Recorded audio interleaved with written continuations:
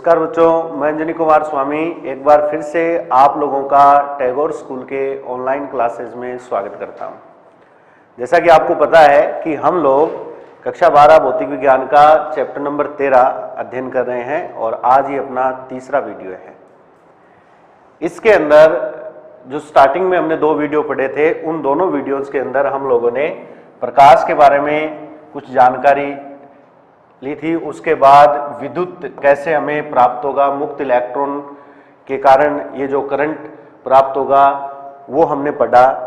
और फिर हमने इस प्रकाश विद्युत प्रभाव की डेफिनेशन बनाई थी और वो डेफिनेशन क्या बनाई थी, मोटे रूप में हमने इसको यही परिभाषा दी थी कि प्रकाश ये जो ऊर्जा है, प्रकाश ये ऊर्जा हम फोटोन के रूप में डालेंगे।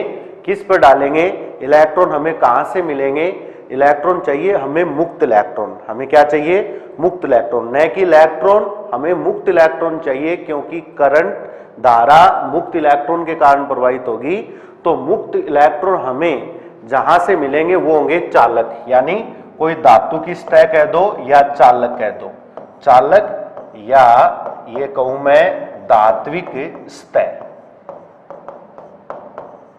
ठीक है, चालक या धात्विक सतह पर मैं प्रकाश डालूंगा फोटोन के रूप में, क्योंकि प्रकाश विद्युत प्रभाव की व्याख्या फोटोन सिद्धांत से हम उचित रूप से कर सकते हैं। तो प्रकाश फोटोन के रूप में हम इस पर डालेंगे। किस पर? धात्विक सतह पर या चालक के ऊपर कह दो। वहां से हमें मुक्त इलेक्ट्रॉन जो थे, हमने लास्ट वीडियो में देखा था, मुक्त इलेक्ट्रॉन हमें कहां से मिलेंगे? वो मुक्त इलेक्ट्रॉन क्या करेंगे? उस प्रकाश ऊर्जा का फोटोन के रूप में अवशोषण कर लेंगे और अवशोषण करने के बाद में वो इलेक्ट्रॉन उस सतह से यानी धात्विक सतह से बाहर निकल जाएंगे और प्रवाहित जब होंगे, गति जब करेंगे तो धारा उत्पन्न होगी। तो ये चैप्टर का मतलब एक प्रकार से व्याख्या हो गई कि प्रकाश विद्युत प्रभाव क्या होता है। अब बात ये आती है, क्योंकि ये अपने सिलेबस का हिस्सा है इसलिए मैं बता देना चाहूंगा, मैंने लास्ट वीडियो में भी चर्चा की थी कि ये जो धात्विक सतह है, इस सतह पर हमें बाहर से ऊर्जा देनी पड़ेगी। ठीक है, चलो हम इस चैप्टर के अंदर ये ऊर्जा फोटोन के रूप में दे रहे हैं, लेकिन इसके अलावा भी इलेक्ट्रॉनों को बाहर निकालने के लिए हमें बाहर से जो ऊर्जा देते हैं, उस ऊर्जा देने की कई भौतिक विधियां भी हैं, जिनके बारे में मैं आज जरूर चर्चा करूंगा आपके सामने। उन भौतिक विधियों के बारे में अगर हम बात करें तो उनमें 4 प्रकार की विधियां होती हैं। ठीक है, जैसे पहली जो विधि होती है उसे कहते हैं तापायनिक उत्सर्जन।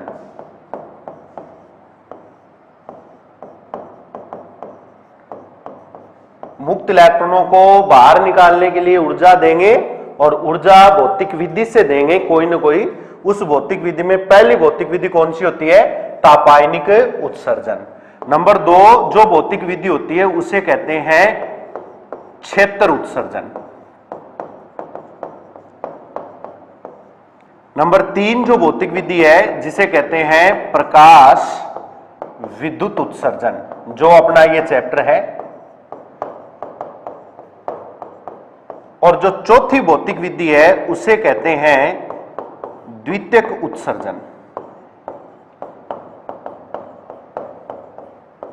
ठीक है, अब थोड़ा सा इनके बारे में भी हल्का सा पढ़ लेते हैं, क्योंकि ये 4 ऐसी विधियां हैं, ये वो भौतिक विधियां हैं जो जिनके माध्यम से आप लोग जो इलेक्ट्रॉन है, मुक्त इलेक्ट्रॉन है, उन मुक्त इलेक्ट्रॉनों को धात्विक सतह से बाहर निकाल सकते हो।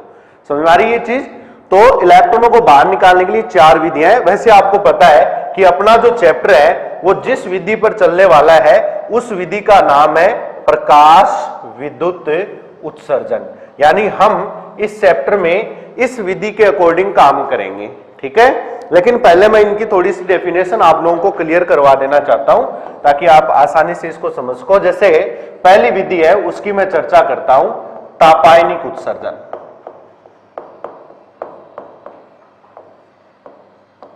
तापायनिक उत्सर्जन ये पहली विधि है।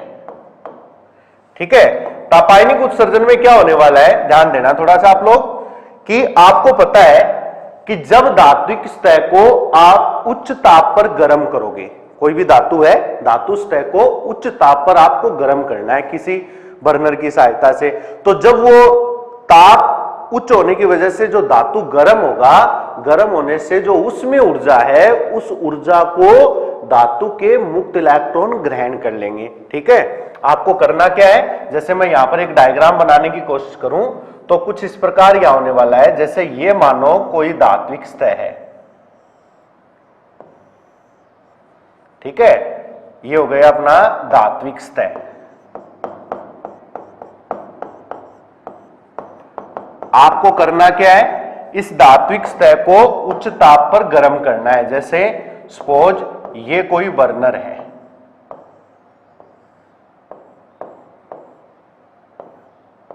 ठीक है, मैंने इसको गर्म किया।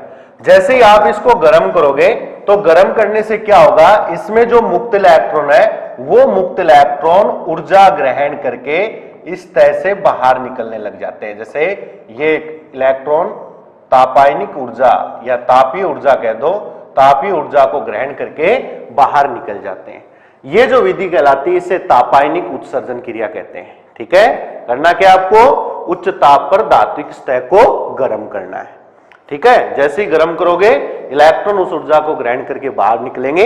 ये जो इलेक्ट्रॉन यहां से बाहर आ रहे हैं, इन इलेक्ट्रॉनों को तापायन कहा जाता है। इन इलेक्ट्रॉनों को क्या कहा जाता है, तापायन। तो तापायनिक उत्सर्जन की क्रिया से निकलने वाले मुक्त इलेक्ट्रॉन, बाहर निकलने वाले मुक्त इलेक्ट्रॉन तापायन कहलाते हैं। क्लियर है, ये तापायनिक उत्सर्जन होता है। इसके अलावा हम दूसरे उत्सर्जन की बात करें तो दूसरा उत्सर्जन क्या है, जिसे कहते हैं क्षेत्र उत्सर्जन। इलेक्ट्रॉनों को बाहर निकालने के लिए ये दूसरा उत्सर्जन है, जिसे आप क्या कहोगे, क्षेत्र उत्सर्जन। इसमें क्या करना है, चार प्रकार के उत्सर्जन हमने पढ़े था, पहला तापायनिक, दूसरा क्षेत्र उत्सर्जन। इसमें क्या करना है आप लोगों को, जो धात्विक सतह है, सपोज ये एक धात्विक सतह है, ठीक है, और इस धात्विक सतह पर आप लोगों को उच्च विद्युत क्षेत्र आरोपित करना है। यहां पर आप लोग ज्यादा यानी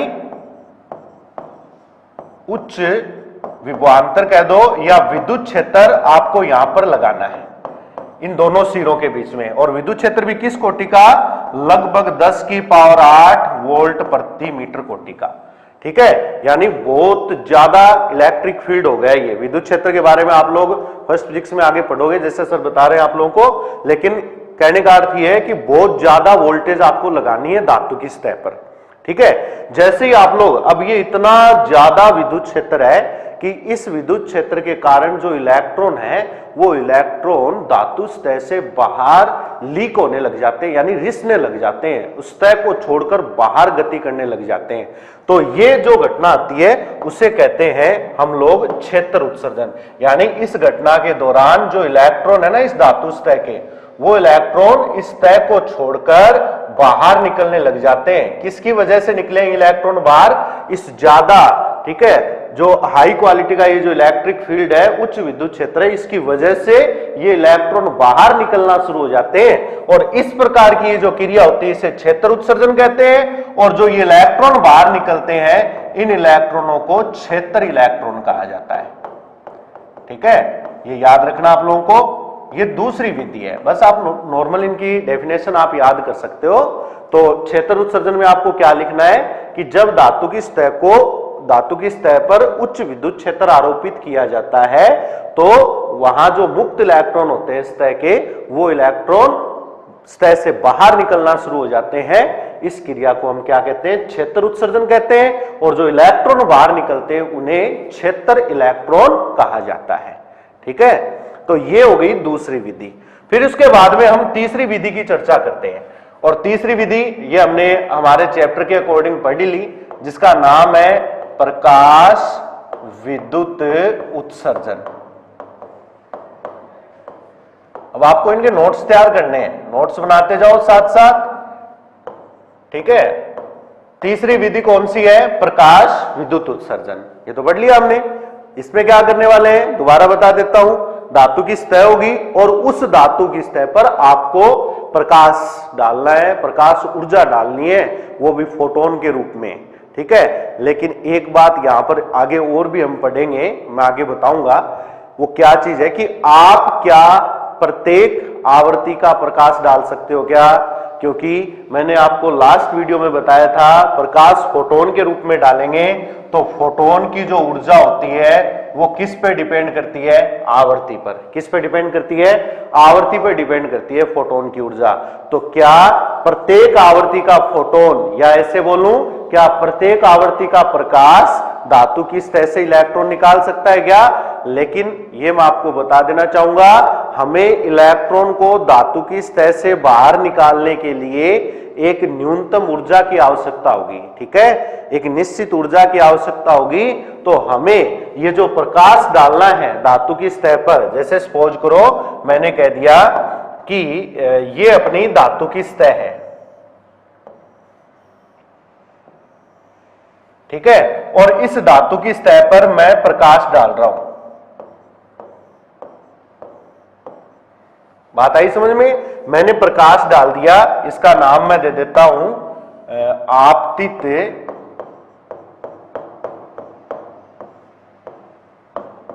विशिष्ट आवर्ती का प्रकाश,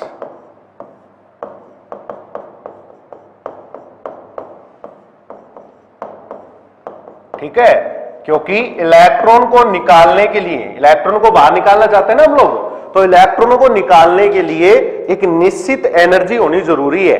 जो प्रकाश आप डाल रहे हो चाहे वो फोटोन के रूप में डालो, कोई दिक्कत नहीं है, लेकिन वो जो प्रकाश आप इस पे डाल रहे हो उस प्रकाश के पास एक निश्चित एनर्जी होनी चाहिए।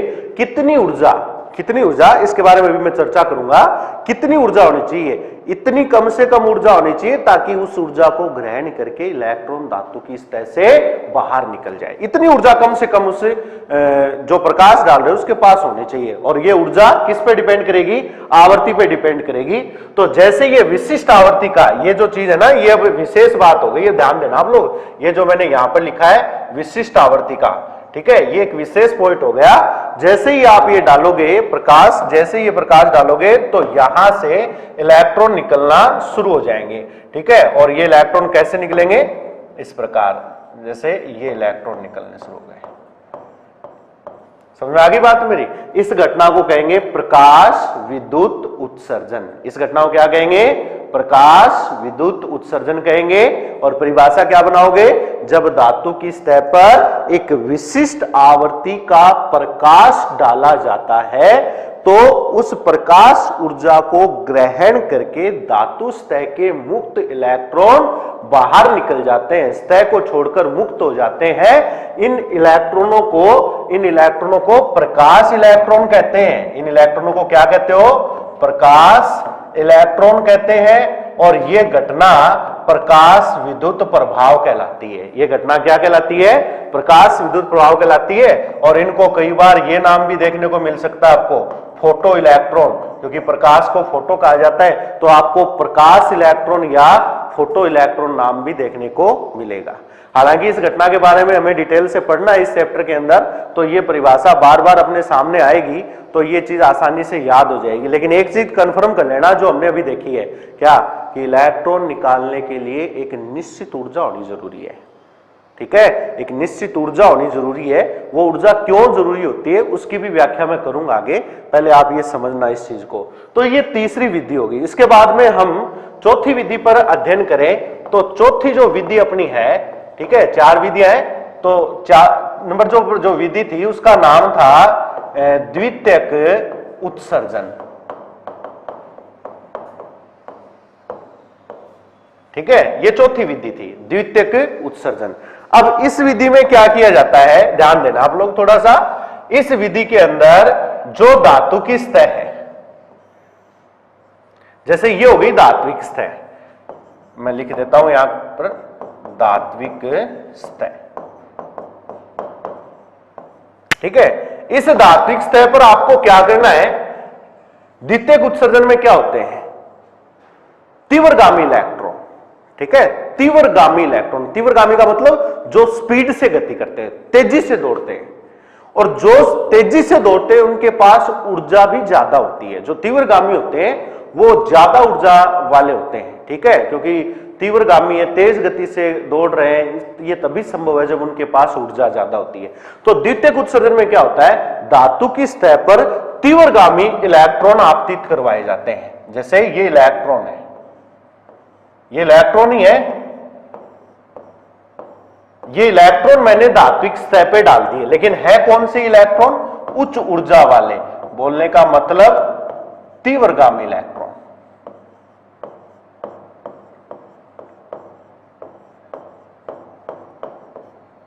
ठीक है, ये तीव्रगामी इलेक्ट्रॉन है, इनके पास एनर्जी बहुत ज्यादा है।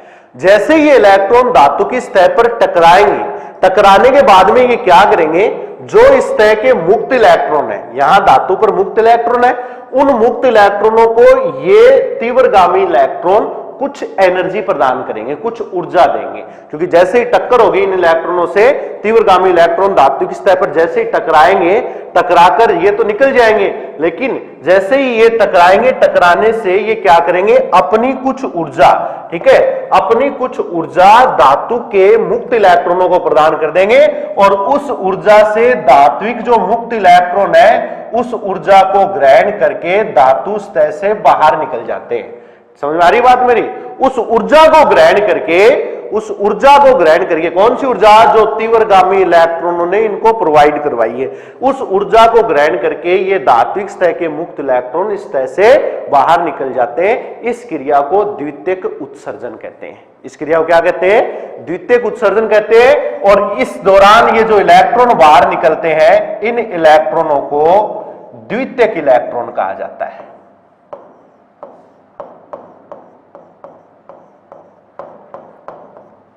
क्या कहते हैं इनको आप लोग, द्वितीयक इलेक्ट्रॉन। तो हम लोगों ने इलेक्ट्रॉनों को बाहर निकालने के लिए, धातु सतह से इलेक्ट्रॉनों को बाहर निकालने के लिए 4 प्रकार की विधियां पढ़ी है, जिसके बारे में आपने अभी देखा है।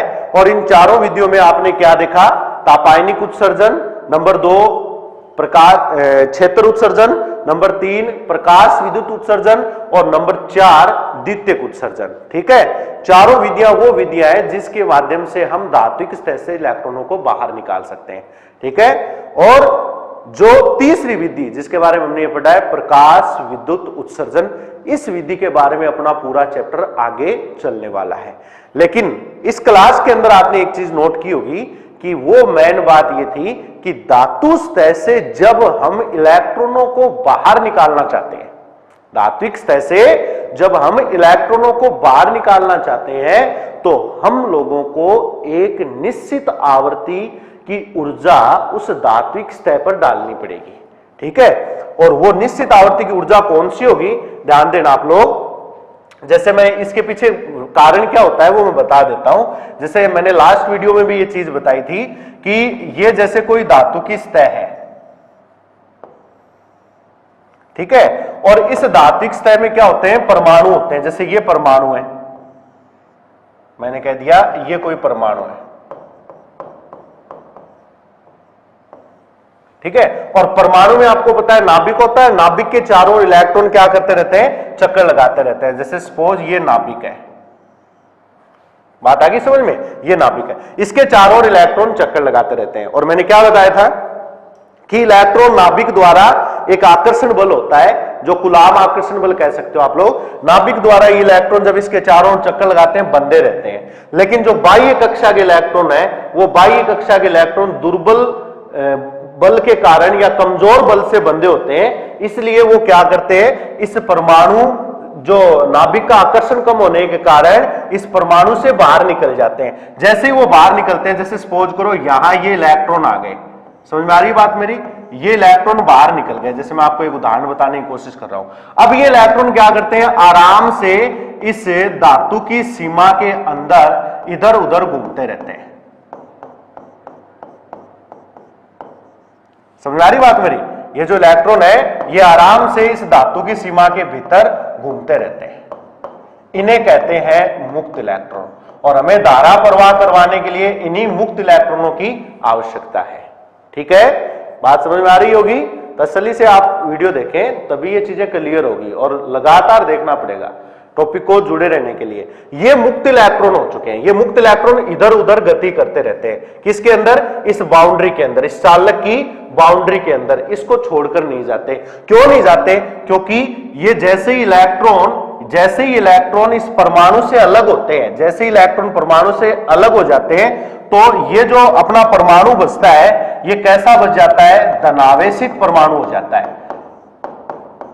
बात आ रही समझ में? कैसा परमाणु हो जाता है? धनावेशित, क्योंकि इससे इलेक्ट्रॉन अलग हो गए तो ये जो परमाणु अपना बचता है, ये धनावेशित परमाणु हो जाता है। और इस धनावेशित परमाणु के इलेक्ट्रॉनों पर हल्का सा आकर्षण रहता है। इसकी वजह से ये इलेक्ट्रॉन इसकी बाउंड्री के भीतर इधर उधर गति करते रहते हैं, क्योंकि जैसे ही इस परमाणु से इलेक्ट्रॉन अलग हो जाएंगे तो ये धनावेशित परमाणु बन जाएगा। इलेक्ट्रॉन इस बाउंड्री में घूम रहे हैं, लेकिन फिर भी ये जो परमाणु है, पूरा परमाणु, इस परमाणु के द्वारा इन इलेक्ट्रॉनों पर थोड़ा सा आकर्षण लगता रहता है। इसलिए इलेक्ट्रॉन चालक की सीमा को छोड़कर बाहर नहीं जाते। और इनको बाहर निकालने के लिए, अब हम चाहते हैं इनको हम बाहर निकालें, तो इनको बाहर निकालने के लिए हमें बाहर से क्या देनी पड़ती है? ऊर्जा देनी पड़ती है। बात आ रही है समझ में? और ये ऊर्जा देने की 4 विधियां मैंने आप लोगों को अभी अभी समझाई है। अब जब ये आप बाहर से ऊर्जा दोगे तो इतनी ऊर्जा दो कि ये इलेक्ट्रॉन आसानी से इस धातु सतह को छोड़कर बाहर निकल जाए। इतनी ऊर्जा अपने को देनी है। तो इन इलेक्ट्रॉनों को धातु की सतह से बाहर निकालने के लिए एक निश्चित न्यूनतम ऊर्जा की आवश्यकता होती है। निश्चित न्यूनतम ऊर्जा की आवश्यकता होती है। और जैसे ही वो ऊर्जा आप लोग दोगे, उस ऊर्जा को ग्रहण करते ही ये इलेक्ट्रॉन जो है वो धातु सतह से बाहर निकल जाते हैं। बात आ रही समझ में? ये इलेक्ट्रॉन क्या हो जाते हैं? धातु सतह से बाहर निकल जाते हैं। इस निश्चित न्यूनतम ऊर्जा को कार्य फलन कहते हैं। इस ऊर्जा को क्या कहते हैं? कार्य फलन कहते हैं। तो आपको ये मेरी बात समझ में आई होगी। और हालांकि इनकी डेफिनेशन जो है वो मैं आपको नेक्स्ट वीडियो में जरूर लिखवाऊंगा। तो कार्य फलन क्या होता है, क्योंकि ये बहुत ही इंपॉर्टेंट डेफिनेशन है, बहुत बार बोर्ड एग्जाम में पूछी जाती है और इस चैप्टर में से डेफिनेशन आती भी है। ठीक है, तो आप लोगों को ये जो, जैसे अभी आपने 4 डेफिनेशन पढ़ ली है, तापायनिक उत्सर्जन क्या होता है, क्षेत्र उत्सर्जन क्या होता है, प्रकाश विद्युत उत्सर्जन क्या होता है, द्वितीयक उत्सर्जन क्या होता है, ये भी 4 डेफिनेशन हो गई। और फिर ये कार्य फलन क्या होता है, इसकी भी एक डेफिनेशन बनती है, जो कि मैं आप लोगों को नेक्स्ट वीडियो में जरूर बताऊंगा। तब तक के लिए आप लोग करोगे क्या? जितना भी मैंने टॉपिक करवाया, थोड़े पॉइंट होते हैं क्लास के हिसाब से, तो जितने भी आपसे करवाए जाते हैं उतने टॉपिक आप आराम से देखें और उनके नोट्स बनाएं। ठीक है, और जैसे ही ये टॉपिक क्लियर हो जाते हैं उसके बाद इनके नोट्स जरूर आप लोग बनाएं। ठीक है, और ये कार्यफलन की जो परिभाषा है वो अपने नेक्स्ट वीडियो में पढ़ेंगे। तब तक के लिए धन्यवाद। घर पे रहिए, सुरक्षित रहिए। जय हिंद, जय भारत।